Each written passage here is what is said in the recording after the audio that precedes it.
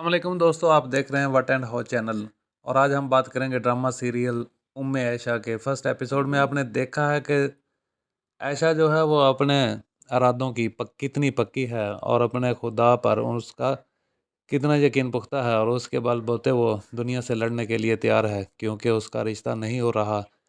और अब उसका कज़न भी उससे शादी करने से इनकार कर देता है और कहता है कि वो ऐशा से नहीं बल्कि उसकी छोटी बहन से शादी करना चाहता है।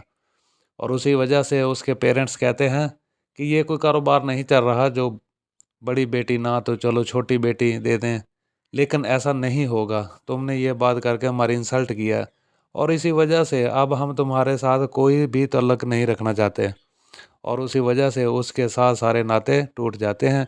लेकिन वो भी अभी आयशा की छोटी बहन का पीछे पड़ा हुआ है और जैसे ही वो उसे प्रपोज करता है वो उसके मुंह पर थप्पड़ मार देती है कि तुमने मेरी बड़ी बहन को ठुकरा दिया, तो अब मुझसे किस चीज़ की उम्मीद कर रहे हो। लेकिन वो अभी नहीं मानेगा और वो बहुत बड़ी गेम सोच रहा है जहाँ पे वो आयशा से शादी तो कर लेगा लेकिन वो उसे कभी मोहब्बत नहीं देगा। लेकिन यहाँ पे आयशा सबको अपना बनाना जानती है और वो बहुत दुखी है, लेकिन वो जानती है कि इस दुख में भी उसका खुदा जो है वो उसका कभी साथ नहीं छोड़ता। जहाँ पे ये जॉब सेशन में उसे यही कहा जाता है कि मार्केटिंग की जॉब के लिए आपको इस हुलिये में आना अलाउ नहीं है, लेकिन यहाँ पे वो जॉब ठुकरा देगी।